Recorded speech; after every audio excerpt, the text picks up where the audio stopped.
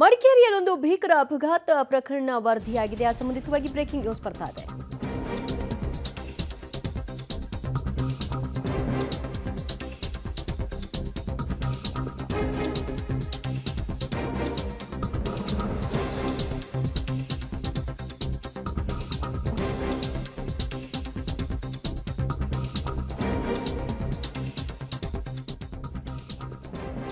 Container lorry ಡಿಕ್ಕಿ ಹೊಡೆದಿದೆ ಅಂಗಡಿಗೆ.